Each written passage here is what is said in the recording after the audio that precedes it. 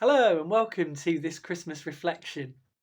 I don't know what you do in your house, but in our house we put some of our presents out under the Christmas tree a few days ahead of Christmas as we're kind of wrapping them up and getting them ready. We kind of put them there, and it's nice to look at the tree with all those presents underneath. But the kids do like to have a bit of a nose and a bit of a feel, to have a look and see if they can work out what their presents are.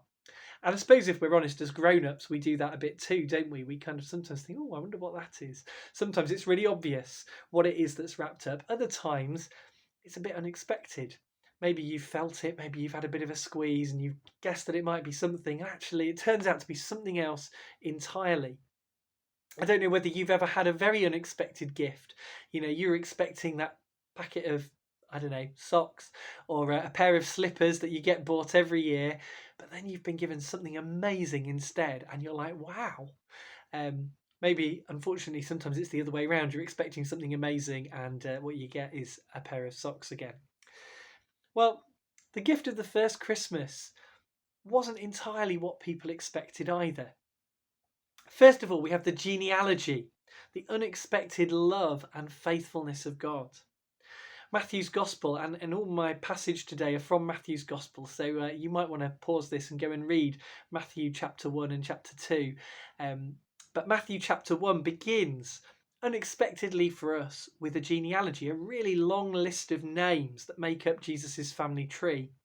And often, if we're reading them in church, you feel sorry for whoever's got to read them because there's this really long list of quite complicated names.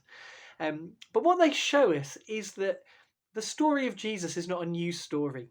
It's rooted very firmly in God's promises to Abraham and to Israel. It's the continuation of the old story of God's relationship with his people. What's particularly interesting about it, though, is who's included. In Jesus' day, genealogies were used to show off the great and the good and what high and mighty people you had in your family tree. But Jesus' genealogy kind of does the opposite. It includes several non-Jews with somewhat dodgy pasts. There's Rahab. There's Ruth, who was a Moabitess. There's Bathsheba, who had an adulterous relationship with David. There's Tamar, a Syrian. It's all a bit unexpected and strange to highlight the messy people in Jesus' family line. But then, of course, we realise, don't we, that Jesus was entering into a messy world. That was his purpose. He was coming into the mess and the brokenness and the pain of the world to do something about it. So the genealogy is not really about people. It's about the unexpected love and faithfulness of God, even when his people have not been faithful to him. Israel could not out-sin the promises of God as much as they tried, and that's good news for us too. God is unexpectedly loving and gracious and faithful to his people. Secondly, we have Jesus, the unexpected king and rescuer. The Jewish people expected a leader who would overthrow the nasty Romans and give them their land back. But listen again to who Jesus is. In Matthew chapter 1, verse 21, it says, "You will name him Jesus because he will save his people from their sins." The people wanted earthly freedom, but Jesus came to offer spiritual freedom, to deal not so much with the Romans' many sins, but the sins in their own hearts. And Jesus would do this in the most unexpected way by dying what would seem to be a shameful death on a Roman cross. What would look like the greatest defeat would turn out to be the greatest victory. The people wanted a temporary earthly kingdom to call their own, but Jesus came to offer an eternal heavenly kingdom, a home with God. It's like the people wanted socks for Christmas, but actually what God's given them is a round the world cruise. God gives us something so much greater than we might ever dare to have asked for ourselves. Not only is Jesus coming to do the unexpected, he is the unexpected. Mary and Joseph learn that Jesus has been conceived by God himself. Another name for Jesus is Emmanuel, which means God with us. So he's not just another earthly leader or king, which is perhaps what they expected. He's God in human flesh. And then thirdly and finally, we have the shepherds and the wise men, the unexpected worshippers. After Jesus is born, we might expect King Herod to come and worship him. We might expect angels to draw in the great and the good from all over Israel. We saw how many people queued up to pay their respects to our late Queen.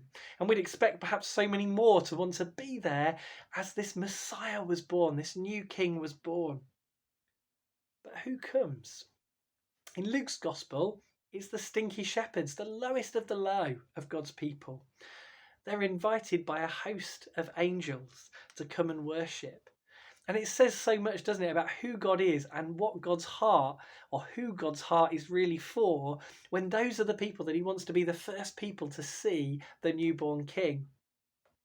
In Matthew's Gospel, in Matthew chapter 2, it's the wise men who've seen the star from afar above the stable, who'd make that journey.